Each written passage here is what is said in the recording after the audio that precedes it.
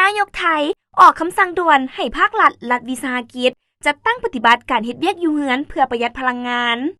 วันที่ 10 มีนาคม 2026 สำนักข่าวช่อง 3 ของไทยรายงานว่าท่านอนุทิน ชาญวิรกูล นายกรัฐมนตรีไทยได้ออกข้อตกลงและคำสั่งแนะนำถึงบรรดาพนักงานภาครัฐและรัฐวิสาหกิจทุกแห่งให้เริ่มจัดตั้งปฏิบัติรูปแบบการเฮ็ดเวียกอยู่เฮือนหรือ work from home โดยมีผลบังคับใช้ในทันที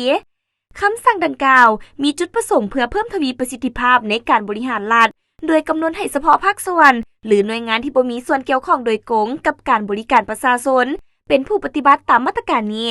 ส่วนหน่วยงานที่มีหน้าที่ให้บริการด้านเอกสารและธุรกรรมต่างๆแก่สังคมแม้นยังให้สืบต่อปฏิบัติหน้าที่ตามปกติเพื่อบ่ให้ส่งผลกระทบต่อการดำรงชีวิตของประชาชน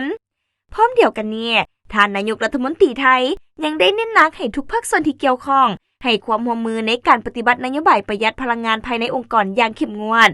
นอกจากนี้ยังได้มีคำสั่งให้โจะและงดการเดินทางไปทัศนศึกษา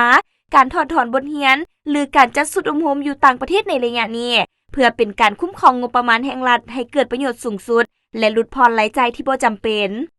มาตรการดังกล่าวถือเป็นบัตรเก้าสำคัญในการปรับปรุงกลไกการเฮ็ดเวียกของภาครัฐให้มีความทันสมัยและสอดคล้องกับสภาพการบริหารเวียกงานในปัจจุบัน